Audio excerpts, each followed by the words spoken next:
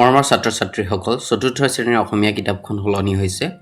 নতুন কিতাপ স্পন্দনৰ এক অধ্যায়ত আমাৰ সৌভাগ আছে। ইয়াৰে 1 নম্বৰ গছে যদি খোজ কাঢ়ে, ইয়াৰ প্ৰশ্ন উত্তৰবোৰ কৰি দিয়া হ'ল। গতিকে তোমালোকে চাই ল'বা ইয়াৰ আগৰ ভিডিঅ'টোত। এতিয়া আমি 2 নম্বৰ পাঠ এটা ফুটা কল 17 নম্বৰ পৃষ্ঠাত আছে। 1 নম্বৰ অধ্যায়ৰে পাঠ 2 এটা ফুটা কল। এই পাঠটো তোমালোকক মই পঢ়ি দিম, লগতে সম্পূৰ্ণ প্ৰশ্ন উত্তৰ কৰি দিম। যদিহে তোমালোকে চেনেলটো ছাবস্ক্ৰাইব কৰা নাই, ছাবস্ক্ৰাইব কৰি ল'বা আৰু খুব মনোযোগেৰে শুনিবা। এটা ফুটা কল। পঢ়ু আহা। বহুদিনৰ আগৰ কথা। পাহাৰপুৰ নামে এখন গাঁৱত এজন পানীভাৰী আছিল। তেওঁ সদায় পুৱা গধূলি এযোৰ মাটিৰ কলহেৰে নৈৰ পৰা পানী আনিছিল। সেই পানী বজাৰত বিক্ৰী কৰি পোৱা ধনেৰে তেওঁ পৰিয়ালটো পোহপাল দিছিল। তেওঁৰ ঘৰৰ পৰা নৈৰ ঘাটটো এমাইলমান দূৰৈত আছিল। পানীভাৰীজনে কলযোৰ এডাল বাউকাৰ দুয়োমূৰত সিকিয়াৰে ভাৰ বান্ধি লয়। তেনেকৈয়ে নিতৌ নৈৰ ঘাটৰ পৰা বজাৰলৈ পানী কঢ়িয়াই নিয়ে। সুখে দুখে সদায় একেলগে থকা কলযোৰৰ মাজত ভাল বন্ধুত্ব গঢ়ি উঠিছিল। ঘটনাক্ৰমে এদিন তাৰে এটা কল বাটৰ কাষতে থকা এজোপা গছৰ ডালত লাগিল। ফলত কলটোৰ গাত সৰু ফুটা এটা হ'ল। পানী কঢ়িয়াই আনোতে সেই ফুটাটোৰে সদায় পানী নিগৰি নিগৰি পৰি আহিবলৈ ধৰিলে। বজাৰ পায়গৈ মানে ভৰ্তি কলটো আধা খালী হৈ পৰে। কিন্তু মানুহজনে কথাটো গুৰুত্ব নিদি সেই কলটোৰেই সদায় পানী আনি থাকিল। এনেদৰে সদায় ফুটা কলটোৰ পৰা পানী পৰি অহা দেখি নুফুটা কলহটোৰ বৰ বেজাৰ লাগিল। সি বৰ দুখেৰে ফুটা কলটোক ক'লে, বন্ধু, তুমি সদায় তোমাৰ পেটত খুৰাদেৱে তুলি দিয়া পানীখিনি ধৰি আনিবলৈ চেষ্টা কৰা। পিছে তোমাক ফুটাটোৱেহে বৰ আহুকাল দিছে। খুৰাদেৱে কোনোবা এদিন তোমাক পেলাই দিয়ে বুলি মোৰ বৰ ভয় লাগিছে। জানোচা কেতিয়াবা মই অকলশৰীয়া হৈ পৰোঁ। পাছদিনা পুৱা ফুটা কলটোৱে ইনাই বিনাই কান্দিবলৈ ধৰিলে। কলহটোৰ কান্দোন শুনি পানীভাৰীজনে আচৰিত হৈ সুধিলে, কল বোপাই, তুমি পুৱাই পুৱাই কিয় কান্দিছা? কিবা কষ্ট পাইছা নেকি? কলটোৱে চকু পানী টুকি টুকি উত্তৰ দিলে, আপুনি চাগৈ মন কৰা নাই যে মোৰ পেটত এটা ফুটা হৈছে। আপুনি কঢ়িয়াই অনা পানী সেই ফুটাটোৰে গোটেই বাটত পৰি পৰি আহে। আপুনি নদীৰ পৰা মোক পানীৰে পূৰ কৰি লৈ আহে। পিছে বজাৰ গৈ পাই মানে পানী আধামানহে ৰয়গৈ। আপোনাৰ কষ্ট অথলে যোৱা দেখি মোৰ বৰ দুখ লাগিছে। মোৰ এনে লাগিছে যেন মই দিনক দিনে অলাগতিয়াল হৈ পৰিছোঁ। পানীভাৰীজনে মিচিকিয়াই হাঁহি ক'লে, পৃথিৱীৰ সকলো বস্তু আৰু সকলো কামৰে মূল্য আছে। দুখ নকৰিবা, মই তোমালোকক এটা দেখুৱাওগৈ ব'লা। এইবুলি মানুহজনে কলযোৰ বাউকাত সিকিয়াৰে বান্ধি লৈ সদায় অহা যোৱা কৰা বাটটোৰ পিনে আগুৱাই গ'ল। অলপ দূৰৰ পৰা বাটটোলৈ আঙুলিয়াই তেওঁ সুধিলে, বোপাইহঁত, বাটটোত তোমালোকে কি দেখিছা বাৰু? ফুটা কলটোৱে ক'লে, খুৰাদেউ, বাটটোৰ এটা কাষ ফুলেৰে জাতিস্কাৰ হৈ থকা দেখিছোঁ আৰু আনটো কাষ শুকাই আছে। তেওঁ তেতিয়া কলযোৰক বুজাই ক'লে, আমি ঘৰৰ পৰা ওলাই আহোঁতে আমাৰ লগত পানী নাথাকে। কিন্তু নদীত পানী ভৰাই আমি বাটটোৰ যিটো কাষেৰে বজাৰলৈ যাওঁ, সেই কাষটোত ফুটাটোৰ পৰা পানী নিগৰি নিগৰি পৰি থাকে। প্ৰতিবাৰে তোমাৰ ফুটাটোৰ পৰা পানী পাই পাই বাটৰ দাঁতিৰ ফুলগছবোৰ জকমকাই ফুলি উঠিছে। বোপাই, ফুটা কল, ৰমক-জমককৈ ফুলি থকা ফুলবোৰ দেখি এতিয়া তোমাৰ কি ভাৱ হৈছে বাৰু? তুমি এতিয়াও নিজকে অলাগতিয়াল বুলি ভাবিবানে? তেতিয়া ফুটা কলটোৱে আনন্দেৰে ক'লে, খুৰাদেউ, ইমান দিনে নিজে নজনাকৈয়ে যে কাৰোবাৰ উপকাৰ কৰি আছিলোঁ, এই কথাটো মই ভবাই নাছিলোঁ। মই আৰু কেতিয়াও নিজকে অলাগতিয়াল বুলি ভাবি দুখ নকৰোঁ। ফুটা কলটোৰ আনন্দ দেখি নুফুটা কলটোৰো বৰ ভাল লাগিল। সি ফুটা কলটোলৈ চাই হাঁহি মাৰি ক'লে, বন্ধু, এতিয়াহে মনটো ভাল লাগিছে। আমি সদায় একেলগে থাকিব পাৰিম। এতিয়া আমি ক্ৰিয়াকলাপলৈ আগবাঢ়িছোঁ।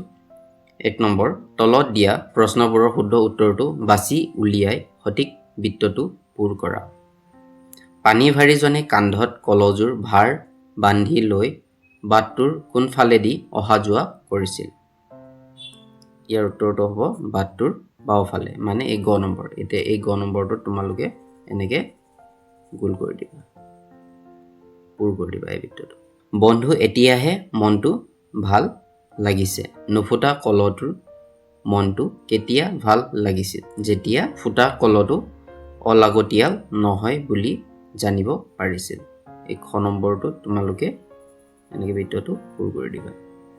2 নম্বৰ, তলত দিয়া প্ৰশ্নবোৰৰ উত্তৰ কোৱা আৰু লিখা। প্ৰথমতে মই তোমালোকক প্ৰশ্নবোৰ পঢ়ি দিছোঁ, তাৰপিছত তোমালোকক মই উত্তৰবোৰ লিখি দিম। ক নম্বৰ, পানীভাৰীজনৰ ঘৰ ক'ত আছিল? খ নম্বৰ, পানীভাৰীজনৰ ঘৰৰ পৰা নৈৰ ঘাটৰ দূৰত্ব কিমান আছিল? গ নম্বৰ, ফুটা কলহটোৱে কিয় কান্দিছিল? ঘ নম্বৰ, নুফুটা কলহটোৰ কিয় ভয় লাগিছিল? 2 নম্বৰ, ক পানীভাৰীজনৰ ঘৰ ক'ত আছিল? ইয়াৰ উত্তৰটো হ'ব পানীভাৰীজনৰ ঘৰ পাহাৰপুৰ নামৰ এখন গাঁৱত আছিল। 2 নম্বৰ, খ পানীভাৰীজনৰ ঘৰৰ পৰা নৈ ঘাটৰ দূৰত্ব কিমান আছিল? ইয়াৰ উত্তৰটো হ'ব পানীভাৰীজনৰ ঘৰৰ পৰা নৈৰ ঘাটৰ দূৰত্ব এমাইলমান আছিল। 2 নম্বৰ, গ ফুটা কলহটোৱে কিয় কান্দিছিল? ইয়াৰ উত্তৰটো হ'ব ফুটা কলহটোৱে নিজকে অলাগতিয়াল বুলি ভাবিছিল। তাৰ ফুটাটোৰে পানী নিগৰি পৰি যোৱাৰ বাবে পানীভাৰীজনৰ কষ্ট অথলে যোৱা বুলি ভাবি সি দুখতে কান্দিছিল। 2 নম্বৰ, গ নুফুটা কলহটোৰ কিয় ভয় লাগিছিল? ইয়াৰ উত্তৰটো হ'ব নুফুটা কলহটোৰ ভয় লাগিছিল কাৰণ ফুটা কলহটোৱে পানী ধৰি ৰাখিব নোৱাৰা বাবে পানীভাৰীজনে তাক কোনোবা দিনা পেলাই দিব পাৰে বুলি। গ নম্বৰ, পানীভাৰীজনে কলহযোৰক বাটটোৰ কাষলৈ কিয় লৈ গৈছিল? প্ৰথম ছ নম্বৰ, বাটটোৰ একাষেহে কিয় ফুল ফুলিছিল? 2 নম্বৰ, ঙ পানীভাৰীজনে কলহযোৰক বাটটোৰ কাষলৈ কিয় লৈ গৈছিল? উত্তৰটো হ'ব পানীভাৰীজনে কলহযোৰক বাটটোৰ দৃশ্য এটা দেখুৱাবলৈ আৰু ফুটা কলহটোক তাৰ গুৰুত্ব বুজাবলৈ বাটটোৰ কাষলৈ লৈ গৈছিল। 2 নম্বৰ, প্ৰথম ছ বাটটোৰ একাষেহে কিয় ফুল ফুলিছিল? ইয়াৰ উত্তৰটো হ'ব পানীভাৰীজনে নদীৰ পৰা পানী ভৰাই যিটো বাটৰ কাষেৰে বজাৰলৈ যায় সেই কাষেৰে ফুটা কলহটোৰ পৰা পানী নিগৰি নিগৰি পৰা পানী পাই ফুলবোৰ জকমকাই ফুলি উঠিছিল। সেয়েহে পানী পৰা বাটটোৰ একাষেহে ফুল ফুলিছিল। 3 নম্বৰ, দলত আলোচনা কৰি তলত দিয়া প্ৰশ্নকেইটাৰ উত্তৰ কোৱা। গতিকে প্ৰথমতে মই প্ৰশ্নবোৰ পঢ়ি দিছোঁ, তাৰপিছত তোমালোকক মই উত্তৰবোৰ লিখি দিম। ক নম্বৰ, পানীভাৰীজন ফুটা কলহটো আৰু নুফুটা কলহটোৰ ভিতৰত কোনটো চৰিত্ৰ তোমাৰ আটাইতকৈ ভাল লাগিল আৰু কিয় লাগিল? খ নম্বৰ, ফুটা কলহটো নুফুটা কলহটোৰ এজন ভাল বন্ধু আছিল। এই কথাষাৰ সাধুটোৰ কোনখিনি কথাৰ পৰা তুমি বুজি পালা? 3 নম্বৰ কৰ উত্তৰটো হ'ব মোৰ আটাইতকৈ পানীভাৰীজনৰ চৰিত্ৰটো ভাল লাগিল কাৰণ তেওঁ অতি দয়ালু আৰু বুদ্ধিমান আছিল। তেওঁ ফুটা কলহটো সুন্দৰকৈ ব্যৱহাৰ কৰি বাটটো ফুলেৰে উপচাই পেলাইছিল আৰু কলহটোকো নিজৰ মূল্য বুজিবলৈ সহায় কৰিছিল। 3 নম্বৰ, খ ফুটা কলহটো নুফুটা কলহটোৰ এজন ভাল বন্ধু আছিল। এই কথাষাৰ সাধুটোৰ কোনখিনি কথাৰ পৰা তুমি বুজি পালা? ইয়াৰ উত্তৰটো হ'ব যেতিয়া ফুটা কলহটোৱে নিজকে অকামিলা বুলি ভাবি কান্দি আছিল তেতিয়া নুফুটা কলহটোৱেও তাক লৈ চিন্তিত হৈছিল আৰু পানীভাৰীজনে যেতিয়া ফুটা কলহটোৰ কামৰ কথা ক'লে তাৰ পিছত নুফুটা কলহটোৰ মনটো বৰ ভাল লাগিছিল। ইয়াৰ পৰাই বুজা যায় যে তেওঁলোক এজনে আনজনৰ ভাল বন্ধু আছিল। 4 নম্বৰ, তলত দিয়া পানীৰ টোপোলাৰ মাজত থকা শব্দবোৰৰ অৰ্থ কাষৰ কলহৰ পৰা বিচাৰি উলিয়াই খালী ঠাইত লিখা। গতিকে এই শব্দবোৰৰ অৰ্থ এই কলহটোত আছে, গতিকে বিচাৰি উলিয়াব লাগে। নিত, নিত মানে হ'ব সদায়, এই সদায়টো তোমালোকে লিখি দিবা ইয়াত। আহুকাল, আহুকাল মানে বিপদ বিঘিনি, এই বিপদ বিঘিনিটো তোমালোকে ইয়াত লিখি দিবা। অলাগতিয়াল, কামত নলগা, এই কামত নলগাটো ইয়াত লিখি দিবা। জাতিষ্কাৰ, সুশোভিত মানে এই সুশোভিতটো ইয়াত লিখি দিবা।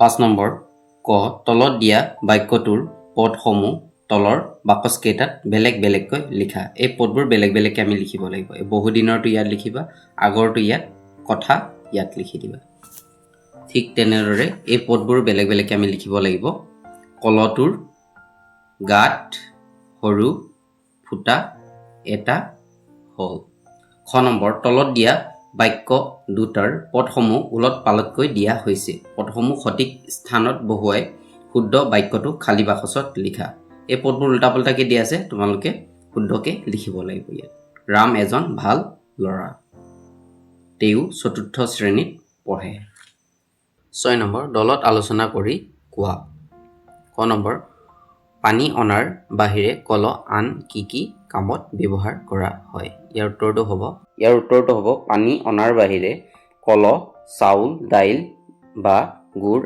আদি জমা কৰি ৰাখিবলৈ ব্যৱহাৰ কৰা হয় ইয়াৰ উপৰিও বিয়া সভা বা পূজা পাৰ্বণত কলহৰ প্ৰয়োজন হয় গৰমকালি কলহত পানী থলে পানী ঠাণ্ডা হৈ থাকে 6 নম্বৰ খ কলহৰ বাহিৰে মাটিৰে গঢ়া আন কি পাত্ৰ আমি ব্যৱহাৰ কৰোঁ আৰু কি কামত ব্যৱহাৰ কৰোঁ ইয়াৰ উত্তৰটো হ'ব মাটিৰে গঢ়া আন কিছুমান পাত্ৰ হ'ল চাকি পূজা বা পোহৰ কৰিবলৈ ব্যৱহাৰ কৰা হয় টেকেলি গাখীৰ বা পানী ৰাখিবলৈ টাব ফুল পুলি ৰুবলৈ ব্যৱহাৰ কৰা হয় মাটিৰ চৰু ৰন্ধা বঢ়া কৰিবলৈ 7 নম্বৰ আমি কৰা বিভিন্ন কামে আমাৰ চৌপাশক বিভিন্ন প্ৰকাৰে সহায় কৰে তুমি কৰা তেনে কিছুমান কামৰ বিষয়ে তলত তালিকাত লিখা ইয়াত লিখিব লাগিব মই প্ৰকৃতিক ভাল পাওঁ সেয়েহে মই অনাহকত গছৰ ডাল পাত নিচিঙো ঠিক তেনেদৰে ইয়াত লিখি দিছোঁ তোমালোকক মই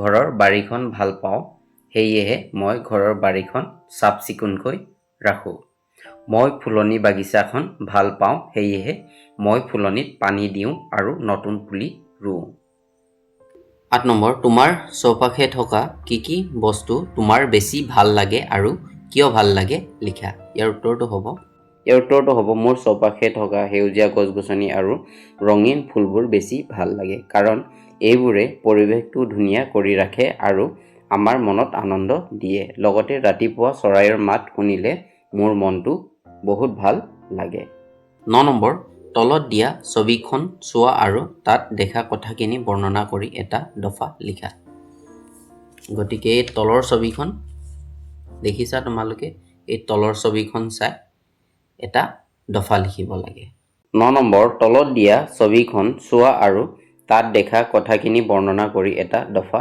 লিখা উত্তৰ ছবিখনত প্ৰকৃতি আৰু জীৱ-জন্তুৰ প্ৰতি থকা মৰমৰ এক সুন্দৰ দৃশ্য ফুটি উঠিছে এজন ল'ৰা আৰু এজনী ছোৱালীয়ে অতি আগ্ৰহেৰে চৰাইক খাদ্য আৰু আশ্ৰয় দিয়া দেখা গৈছে সিহঁতে চৰাইবোৰৰ বাবে হাতত এটা পাত্ৰ লৈ চৰাইক দানা দিছে চৰাই উৰি আহিছে তেওঁলোকে এটা মাটি কলহ ওলমাই চৰাইৰ বাহ হিচাপে সাজি দিছে এই দৃশ্যটোৱে আমাক শিকায় যে আমি সদায় চৰাই চিৰিকটিৰ যত্ন ল'ব লাগে আৰু সিহঁতৰ বাবে খাদ্য আৰু থকা ঠাইৰ ব্যৱস্থা কৰি দিব লাগে প্ৰকল্প দিয়া আছে 10 নম্বৰ তোমালোকে এনেকুৱা ভগা বা পেলনীয়া সামগ্ৰী তোমালোকৰ ঘৰত আছে নিশ্চয় এনেকৈ তোমালোকে সেই ভগা বা পেলনীয়া সামগ্ৰীবোৰ ফুলৰ টাব সাজিব পাৰা এই পাতৰ শেষৰটো প্ৰশ্ন 11 নম্বৰ বজাৰত আজিকালি বিভিন্ন ধৰণৰ ক্লে পোৱা যায় তোমালোকে ক্লে বা মাটি